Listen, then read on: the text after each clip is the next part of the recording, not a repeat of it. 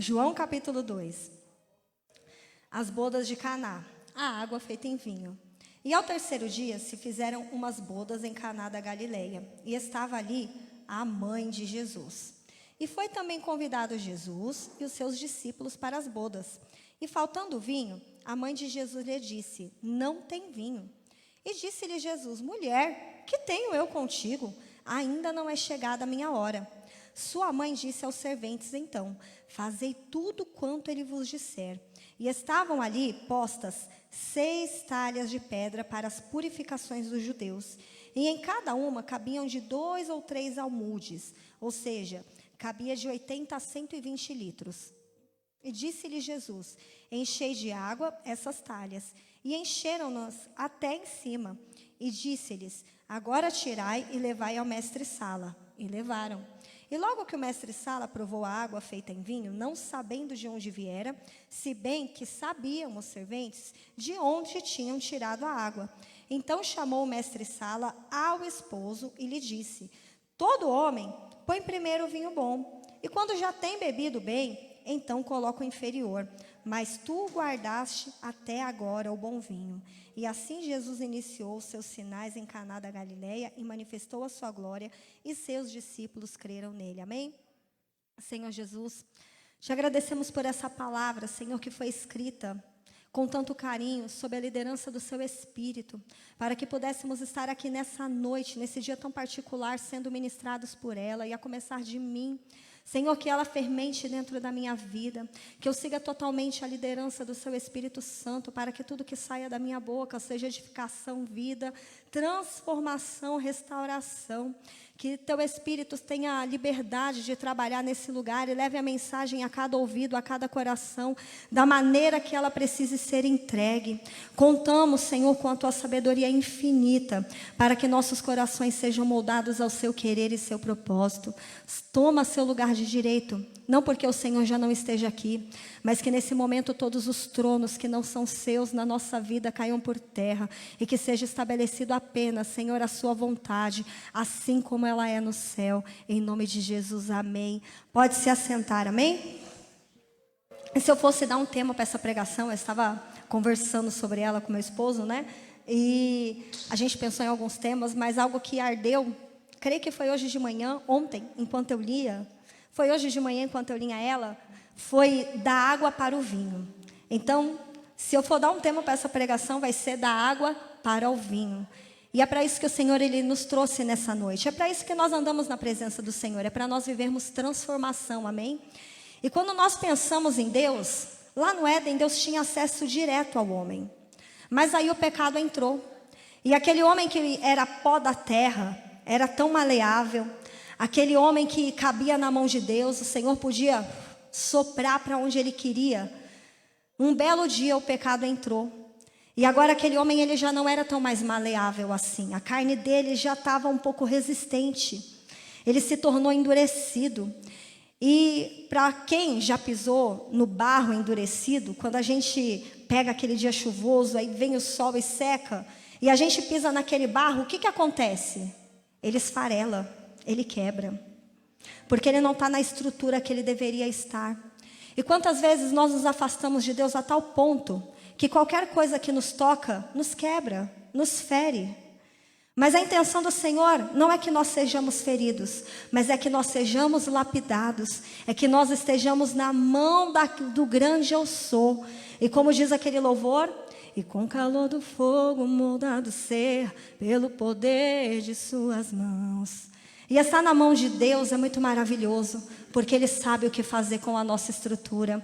E ao longo da história nós vemos que Deus, com a infinita misericórdia dEle, Ele tira aquele povo do Egito, leva no Monte Sinai, pega aquelas 2 tábuas de pedra, começa a escrever nelas, e a gente sabe o que aquilo quer dizer. É o Senhor dizendo: hoje eu estou escrevendo em tábuas de pedra, porque o coração de vocês é duro, mas vai chegar um dia em que eu vou trocar o coração de vocês, e eu vou escrever com o meu dedo, com o meu sangue, e o coração e a vida de vocês vai ser transformada.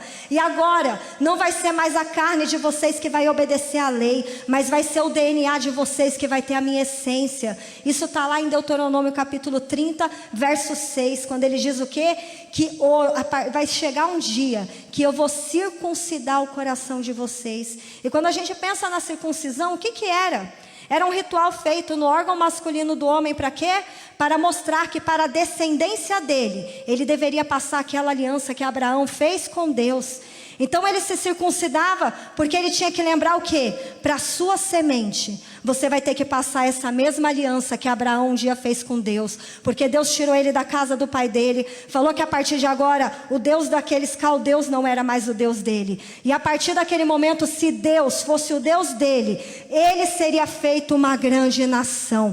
E por onde ele fosse, ele seria uma bênção. E você vê que não era o lugar que era uma bênção e tornava Abraão uma bênção, mas era Abraão que era uma bênção, e aonde ele chegava, os lugares eram tocados pela presença dele, porque existia uma promessa sobre a vida dele. E quando nós pensamos na circuncisão, o que é a circuncisão? É você perpetuar para a tua semente aquilo que você é. E quando nós pensamos que o Senhor muda o nosso coração, o nosso DNA, Ele está falando o quê? Tudo que você é vai tocar um ambiente ao seu redor. E é isso que o Senhor Ele quer fazer com a nossa vida. Ele quer nos encher de tal maneira que as pessoas que se acheguem a mim, se acheguem a você, sejam tocadas pela transformação com a qual Ele nos tem transformado. Aleluia. E a pedra é um lugar onde o Senhor pode trabalhar. Na verdade, a pedra é algo tão importante para Deus que o nosso Jesus é comparado como o quê? A rocha mais alta do que eu. O pastor estava conversando comigo sobre a pedra angular e ele estava me explicando. E quando nós pensamos até que Jesus ele é o quê? A pedra angular. E quando nós pensamos na pedra angular, era um marco. Um arco de pedra que fazia junção entre duas colunas e construía um portal. E o que Jesus também é?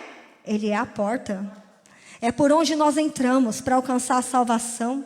É por onde nós entramos, meu amado, para sermos protegidos dos ladrões, dos salteadores. Ele é a porta aonde nós encontramos segurança. Por isso, meu amado, não despreze as pedras na sua vida. E se você entrou aqui endurecido, não tem problema, porque o nosso Deus, Ele é tão lindo, tão maravilhoso e tem a ferramenta perfeita para trabalhar na minha vida e na sua vida. E nós temos alguns personagens nessa história que nós lemos nessa noite. Nós temos a mãe de Jesus, que logo é apresentada, né? Estava acontecendo uma festa e a mãe de Jesus era convidada. Ela é primeiro citada, até porque foi ela que trouxe a notícia até Jesus. E depois a gente tem um outro personagem, Jesus. E a gente tem mais um personagem tão importante quanto Maria e quanto Jesus. Quem é esse personagem? São as talhas. E o que eram as talhas? As talhas eram grandes pedras, que elas eram moldadas de forma que se tornavam grandes vasos para conter água. E elas eram colocadas na entrada de residências, de grandes eventos, porque elas podiam conter dentro delas uma grande quantidade de água. E as pessoas que chegavam para aquele evento, vamos pensar que eles não tinham sapatinhos fechados como nós, as ruas não eram asfaltadas, né? O ambiente não era salubre como o nosso ambiente é hoje. Então eles chegavam do deserto, chegavam das ruas e os pés estavam sujos. Então eles chegavam lá, logo na entrada tinha talha e eles pegavam aquela água, lavavam seus pés, aquela água escorria para o chão, seus pés eram limpos e eles entravam. Isso era a talha. Amém, irmão? Vocês entenderam? Ela continha 80 a 120 litros. Eram pedras brutas que eram lapidadas para conter água e limpar os pés das pessoas. E Jesus, ele está naquela festa. O vinho acabou. E Jesus responde para ela, talvez de uma maneira ríspida. Eu sou mãe, né? E hoje o Felipe, ele falou uma coisa comigo, eu dei um tapão nele. Aí eu falei assim, meu Deus, eu acho que eu nem precisava dar um tapa tão forte assim. E Jesus, ele fala com ela o quê? Mulher, que tenho eu contigo? Ainda não é chegada a minha hora. Mas, sabe o que é interessante? É que Maria gerou Jesus. Maria era nova, Maria não era casada, então ela entendia de tempo. E ela sabia que Ele era o Deus do tempo. E Ele não dependia de fatores para trabalhar, Ele dependia do poder de Deus. Ele tinha sido gerado de uma maneira extraordinária, o Espírito Santo havia envolvido, a virtude havia descido sobre ela, e dentro dela havia semente era o Filho de Deus. E aquele que gera o Filho de Deus, ele sabe que Deus, ele para sol, ele retrocede relógio, ele sabe que Deus tem todo o poder. Então quando ela chegou perto dele, ela falou assim: filho, o vinho acabou. Ela sabia que ele poderia fazer qualquer coisa naquele momento, porque ela tinha gerado ele. E eu quero dizer que se você está aqui nessa noite gerando Jesus na tua vida, você pode ter fé, pode ter certeza e pode ter convicção que no momento certo ele há de manifestar um milagre na tua vida, porque aquele que gera Jesus, ele sabe o que ele é capaz de fazer. Aleluia, Senhor.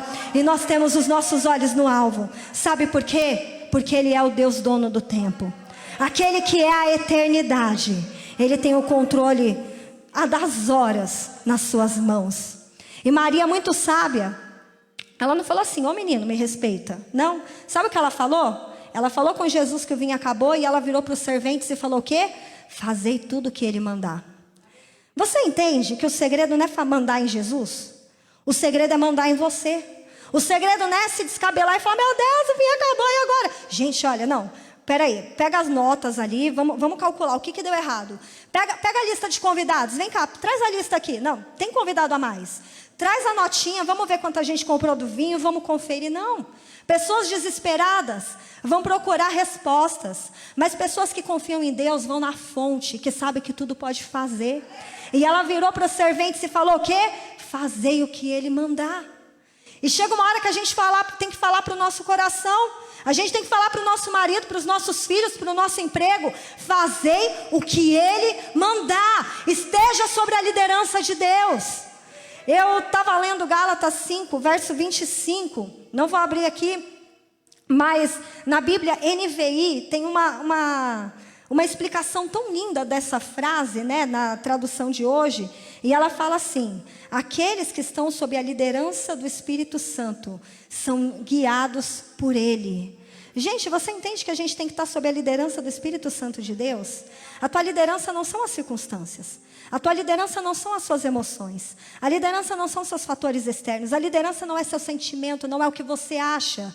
A liderança não é nem a tua certeza, não é o que pensam sobre você, mas a tua liderança é o Espírito Santo de Deus. E naquele momento, liderada pelo Espírito Santo de Deus, ela dá uma ordem àqueles homens, e não a Jesus: fazei o que ele mandar. Maria agiu na jurisdição dela, Maria agiu na autoridade dela. Ela não mandava no Filho de Deus, mas ela podia dar autoridade àqueles que estavam ao redor dela, porque ela sabia quem ele era. E que seja tempo de nós termos a convicção do poder que emana desse Deus grandioso, e que nós venhamos entender que as circunstâncias que ele prepara ao nosso redor, meu amado, eu tenho aprendido que a única forma de nós conhecermos um Deus que nós nunca vimos é acessar uma fé que nós nunca tivemos.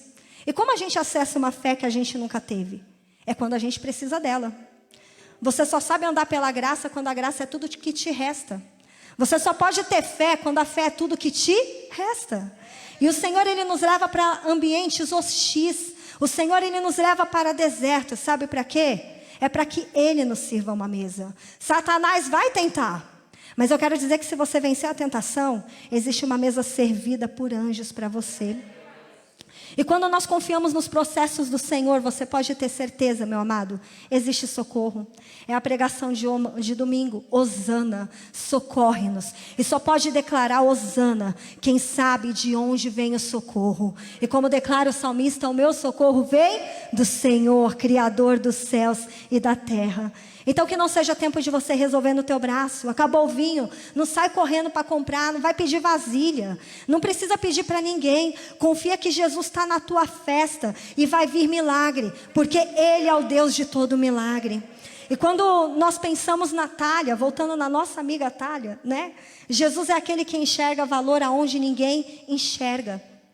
E a palavra fala que as talhas estavam ali, né? 6 talhas usadas para a purificação dos judeus. E ali cabiam, eu vou traduzir para vocês, de 80 a 120 litros. E agora imagina uma pedra que cabe de 80 a 120 litros.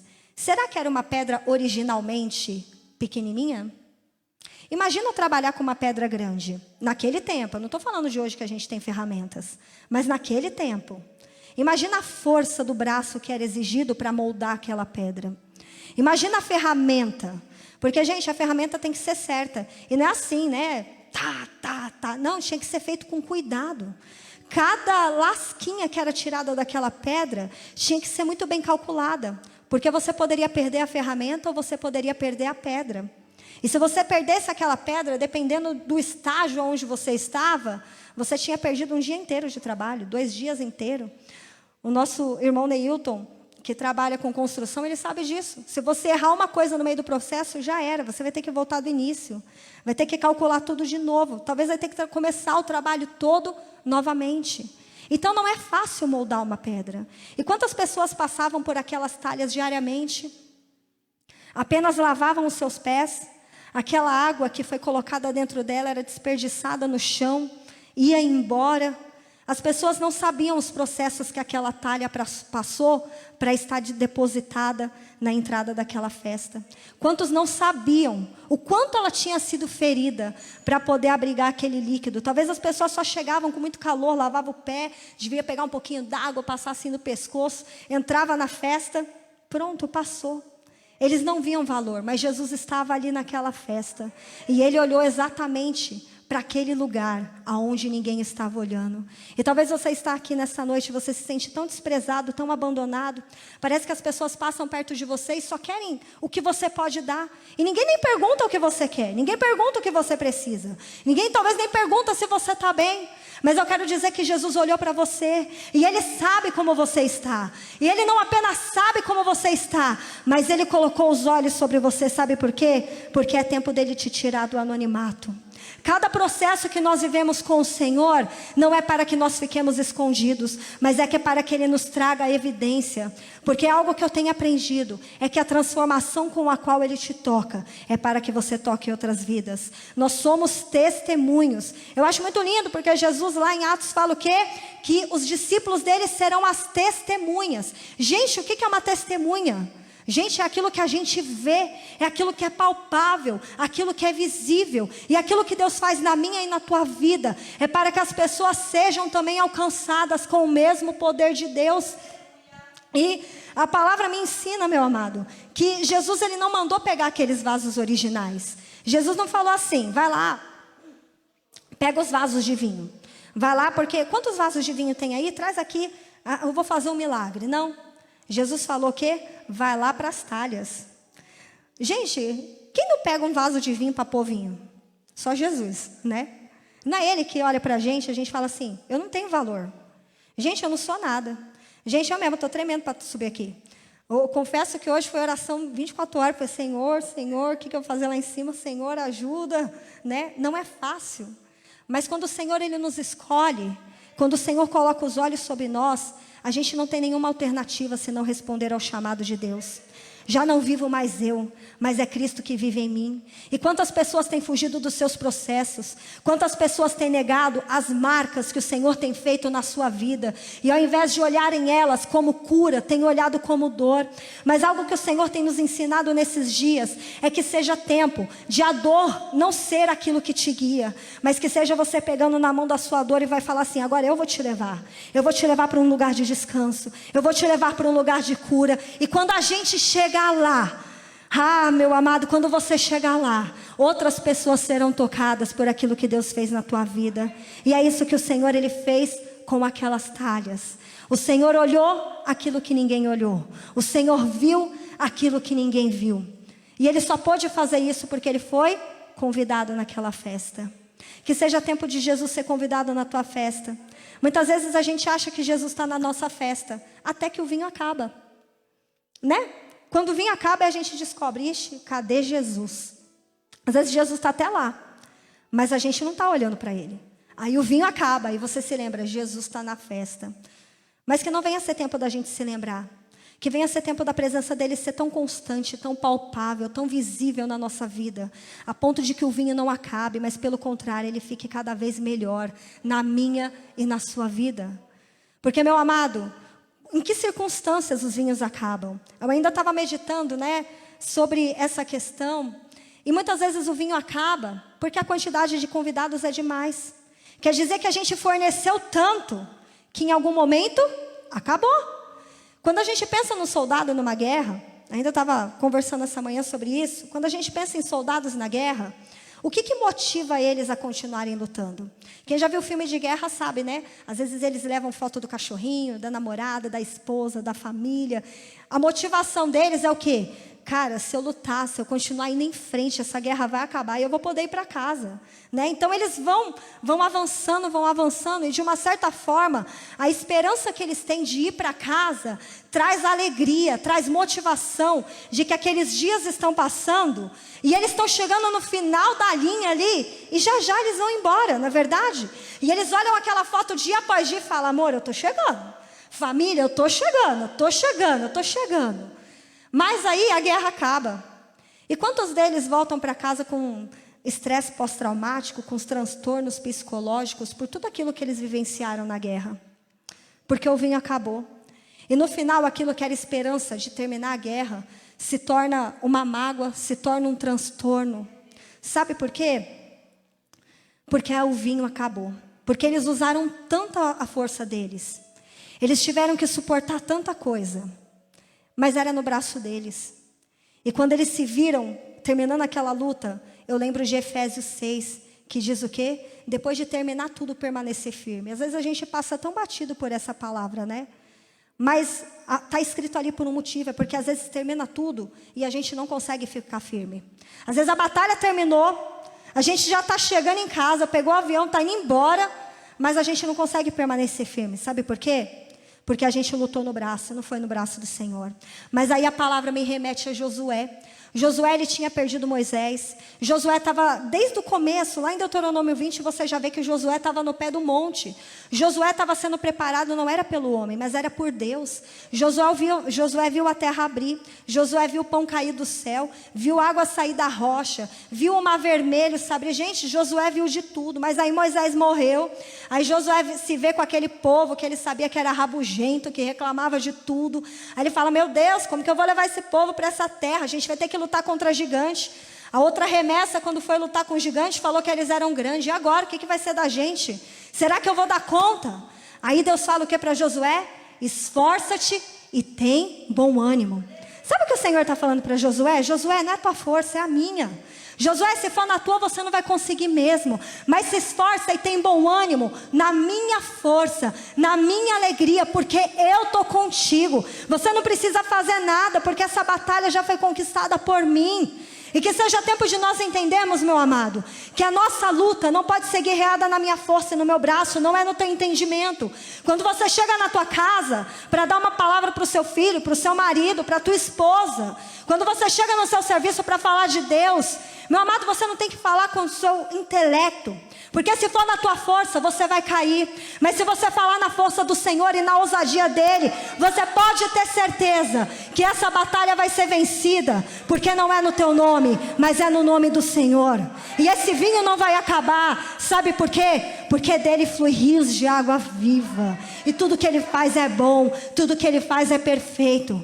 Mas o grande problema do ser humano é que a gente acha que é na nossa força. A gente vai lutando no nosso braço. E quando a gente luta no nosso braço, eu quero dizer, vai perder. É questão de tempo de você entender que você vai perder.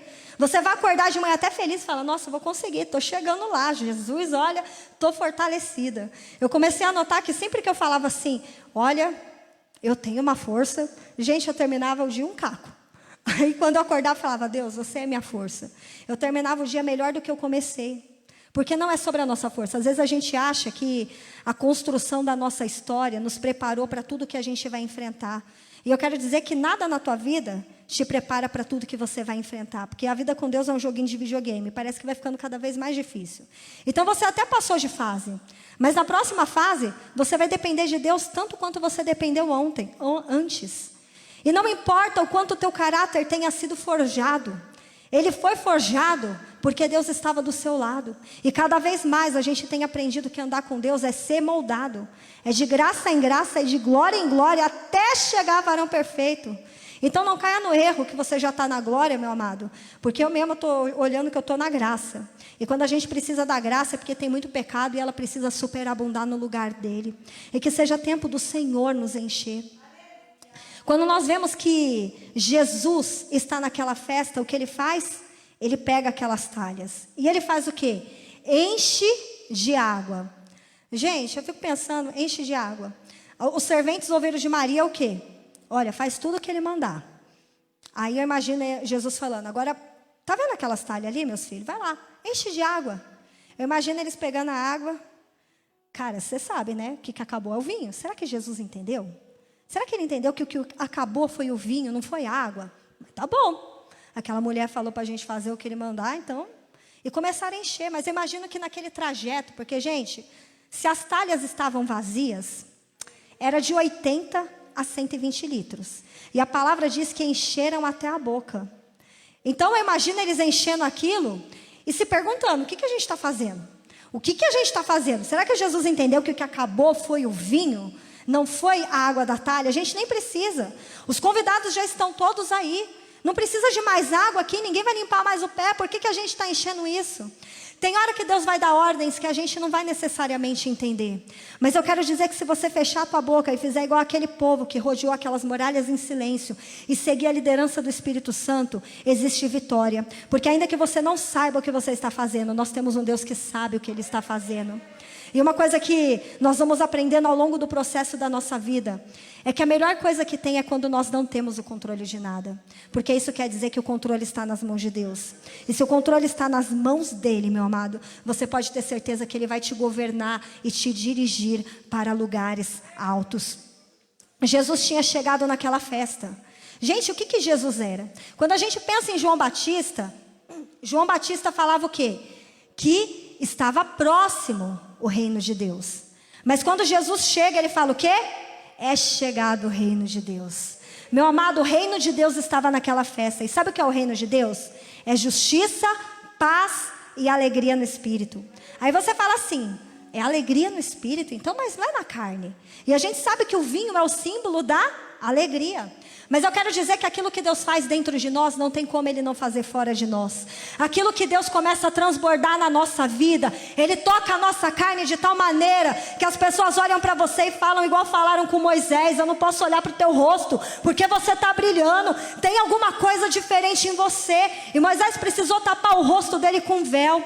Mas a palavra, quando Paulo começa a discorrer sobre isso, ele fala o quê? Que aquela luz ia apagando, porque era uma luz humana, era uma luz que estava sobre a carne. Mas aquilo que é gerado dentro do nosso espírito, o diabo não pode tocar e ninguém pode apagar. Porque é uma luz que vem do Senhor. E que seja tempo de nós entendermos que a alegria não depende de fatores externos, mas depende daquele que habita na minha e na tua vida. Oh Senhor, e nós te louvamos por isso. É chegado o reino de Deus. E esse reino, ele está na nossa vida. E eu quero dizer que se o reino de Deus chegou na tua festa, meu amado, não existe vergonha. E a palavra diz que aquelas pedras foram talhadas. Para elas poderem caber todo aquele líquido, elas tiveram que ser moldadas.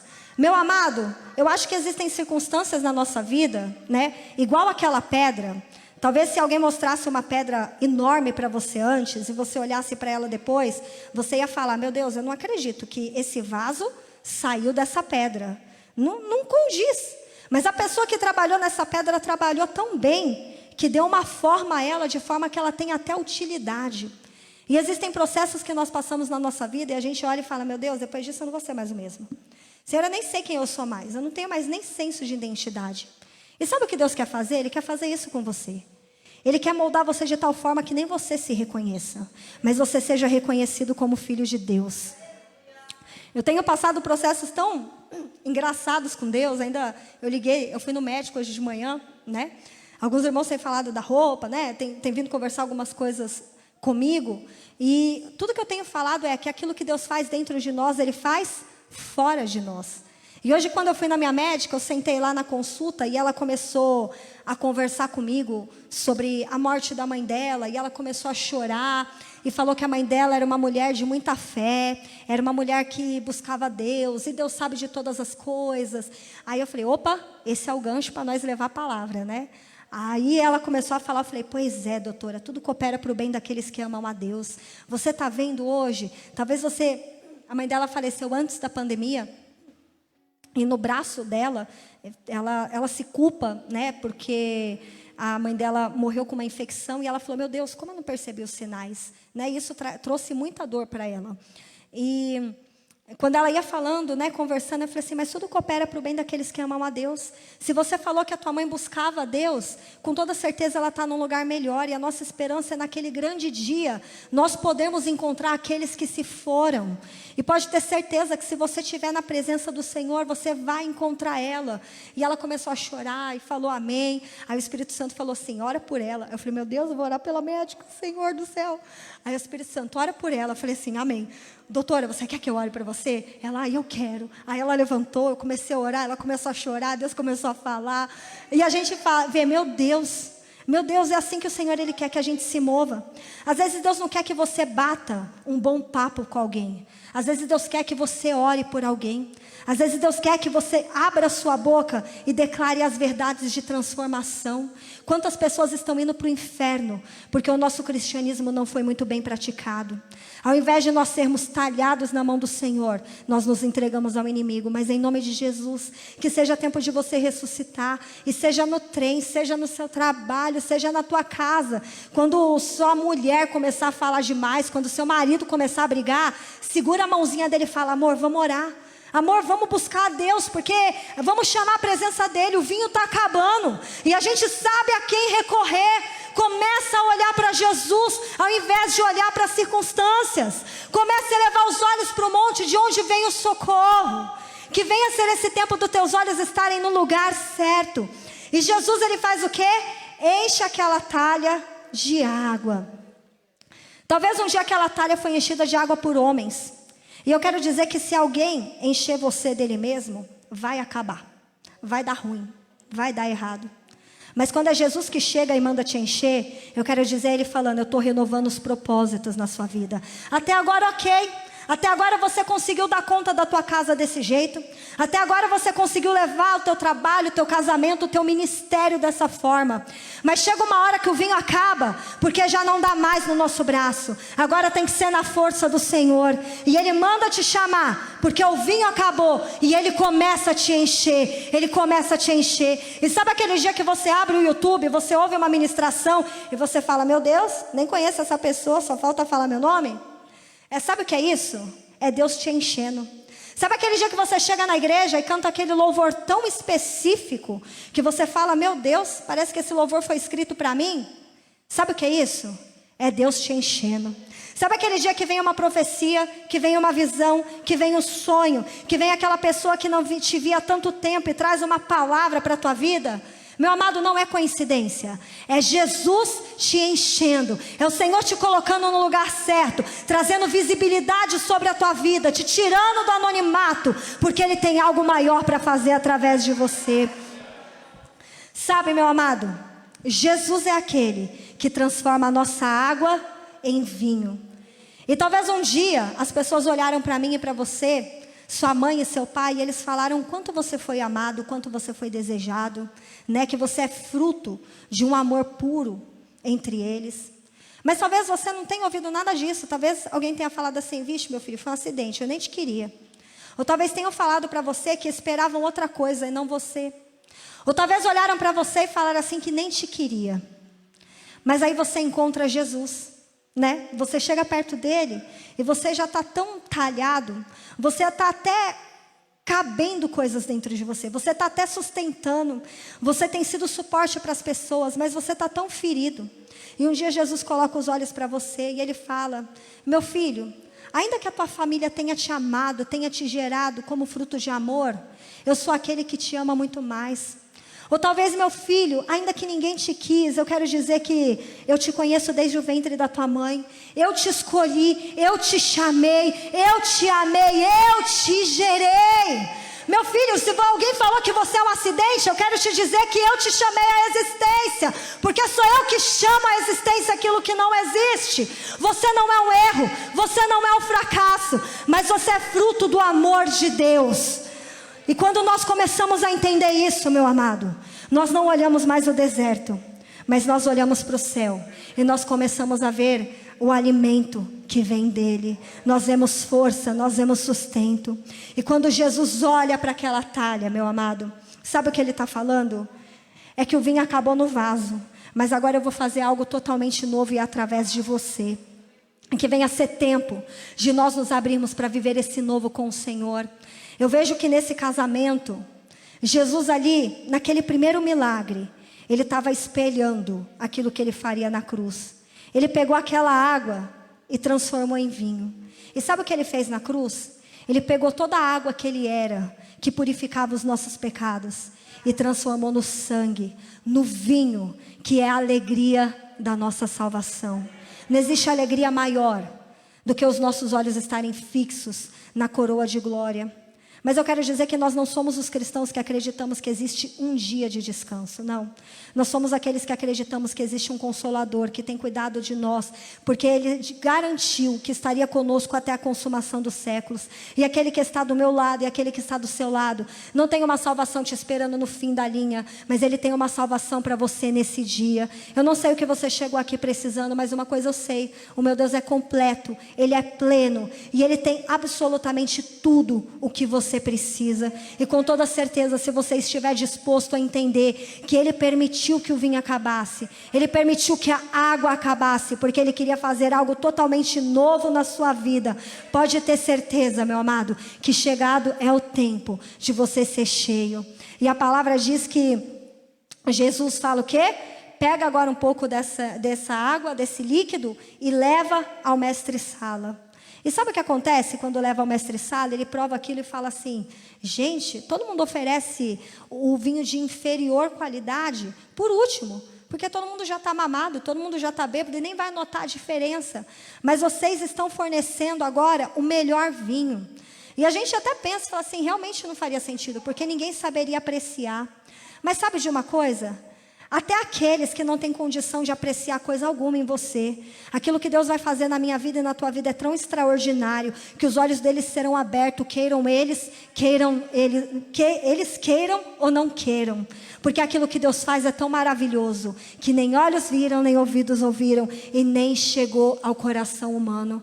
E que venha a ser esse tempo, meu amado, de você se abrir para o novo do Senhor, que venha a ser esse tempo de você entender que Ele permite sim, circunstâncias extremas, para que nasça um jardim de milagres na minha vida e na sua vida. Por isso eu te convido a se colocar de pé nessa noite. Nós estamos lidando com um Deus que no princípio Ele criou céus e terra. E aqui logo em João 1, a palavra já diz que no princípio Ele era o quê? A palavra. E quando a gente volta lá em Gênesis, nós temos o quê? E disse Deus, haja. E disse Deus, haja. E disse Deus, haja. Meu amado, sabe o que é esse disse? E sabe o que é esse haja?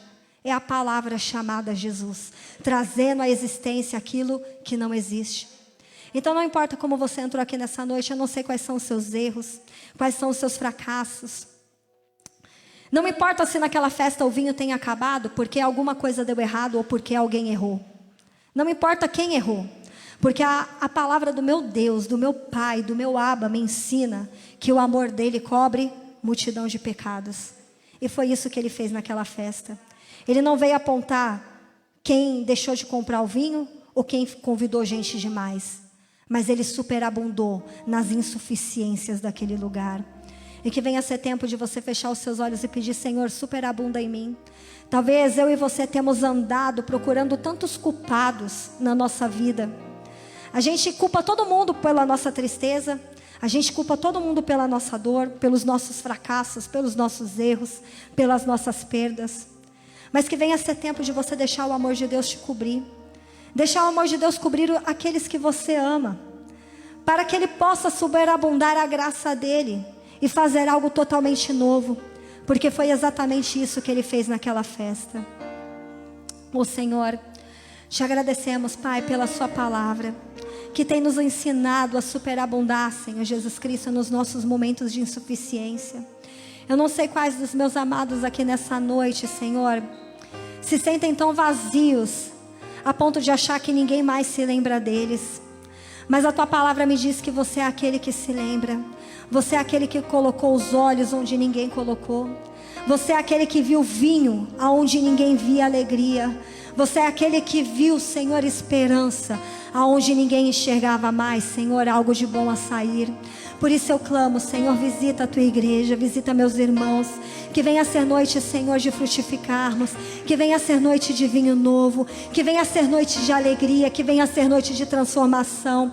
Não estamos aqui para viver essa palavra da quinta noite, mas estamos aqui para tomar uma decisão de amanhã, sexta-feira, Senhor, essa palavra guiar as nossas atitudes, o nosso comportamento, a nossa visão, a nossa fala. Estamos aqui, Senhor, para sermos guiados e liderados pelo Teu Espírito Santo, a tal ponto, Senhor, das pessoas provarem do nosso vinho e dizerem, Senhor, que esse vinho, Senhor, é maravilhoso, que esse vinho é bom, Senhor, e que esse vinho tem transformado a vida deles, nos tira do anonimato, Senhor, e nos traz para o reino da sua luz.